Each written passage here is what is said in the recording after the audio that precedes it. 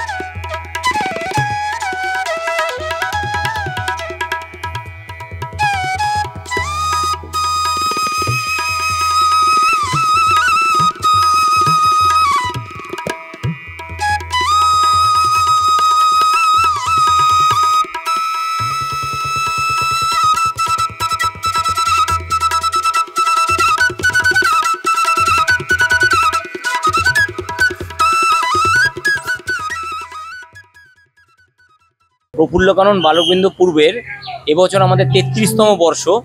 এই ৩৩তম বর্ষে আমাদের ভাবনা আরাম। আমাদের এই আরাম শব্দটার মধ্যে দিয়ে শুধু মানে হেলথ মানে ফিজিক্যাল রিফ্রেশমেন্ট নয়, একটা মেন্টাল রিফ্রেশমেন্ট, একটা মানসিক শান্তি প্রশান্তি তুলে ধরতে চেয়েছি। যে আমরা যখনই আমরা মণ্ডপে প্রবেশ করব সেখানেই একটা সিম্বলিক তার প্রমাণ করে। প্রথমে একটা দেখবেন আরাম কেদারা, উপরেই দেখা যাবে আরাম কেদারা। আরাম কেদারায় বসে সকলে, শিশু থেকে বৃদ্ধ সকলে একটা আলাদা আরাম অনুভব করে, সেটা শারীরিক এবং মানসিক শান্তি প্রদান করে। এরপর আমরা যখন যাব এগোতে থাকবো মণ্ডপের ভেতর দিয়ে, প্রথমে দেখবো বাদিকে একটা ক্লাব পড়বে, ক্লাবের একটা আদল করা হয়েছে। ক্লাবে ইয়াং জেনারেশন বিভিন্ন মানে আড্ডা বলুন, ক্যারাম খেলে বলুন, সেটা একটা মানসিক প্রশান্তি পায়। আরেকটু এগোলে দেখা যাবে আমরা চেয়ার ইনস্টল করেছি, চেয়ারে বসে মানুষ আরাম অনুভব করে এবং চেয়ারটা অদ্ভুতভাবে একটা সাইক্লিক অর্ডারে জোটবদ্ধভাবে একটা ইনস্টল করা আছে। তার মানে আমরা এখানে একত্রিত ভাবটাও তুলে ধরার চেষ্টা করেছি। বাদিকে আমরা চায়ের দোকান দেখতে পারবো।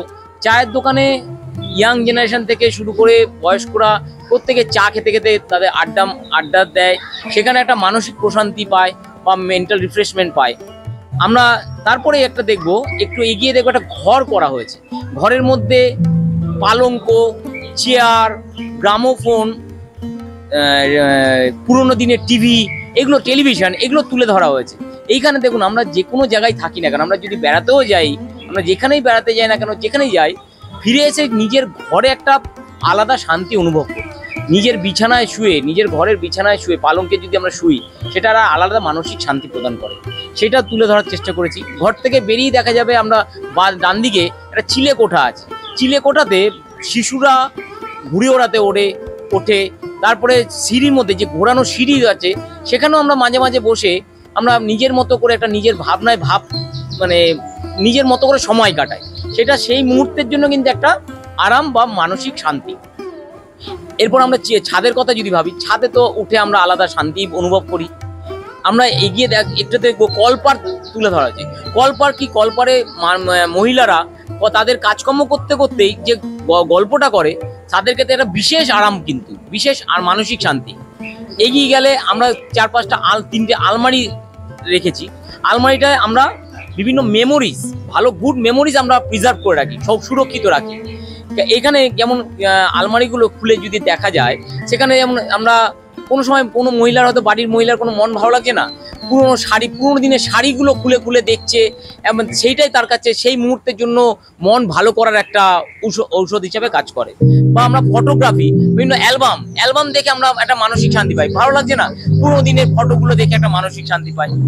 এই আমাদের। এরপর আমরা ঠাকুর দালানে যদি চলে আসি, ঠাকুর দালানটা পুরো সাজানোই হয়েছে সজ্জার ওপর, বালিশ, কাঁথা, কম্বল, তারপরে কাঁথা স্টিচ করা একটা কাঁথা স্টিচ ইনস্টলেশন আছে, এবং চারদিকে বালিশ, কোল বালিশ দিয়ে সাজানো আছে। এবং মায়ের যে আদলটা আমরা যদি দেখি, এবং আমরা সিলিংটাও একটা তোষক দিয়ে সাজানো হয়েছে। এছাড়া মায়ের রূপটা দেখুন, যেখানে আমরা মায়ের শিশু মায়ের কোলে বসে রয়েছে। আমরা এটা কোনো দ্বিধাবোধ নেই যে মায়ের, শিশুদের কাছে মায়ের কোল হচ্ছে সবচেয়ে আরামের জায়গা, শান্তির জায়গা। তার জন্য আমরা মায়ের রূপটা এরকম তুলে ধরেছি। এদিকে যদি আমরা দেখি গোপালের দেখুন, গোপালটা কারণ হচ্ছে, গোপাল হচ্ছে শিশু রূপ। যে কোনো শিশুর সবচেয়ে আদরের রূপ হচ্ছে গোপাল। সেইখানে দোলনায় গোপাল রয়েছে, সেইটা একটা তার ক্ষেত্রে আরাম।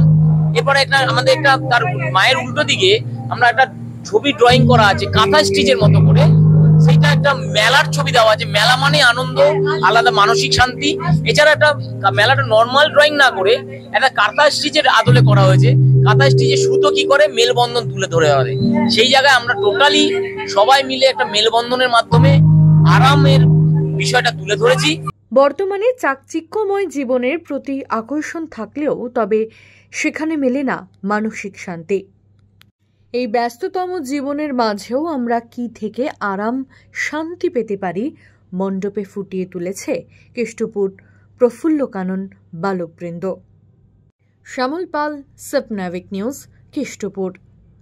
সমস্ত খবরের আপডেট জানতে লাইক করে সাবস্ক্রাইব করুন স্বপ্নাবিক নিউজ। সেই সঙ্গে বেল বাটন প্রেস করতে ভুলবেন না। আপনাদের একটা সাবস্ক্রিপশন আমাদের জন্য অত্যন্ত মূল্যবান। একই সঙ্গে ফলো করুন আমাদের হোয়াটসঅ্যাপ চ্যানেলটিও। জয় হিন্দ।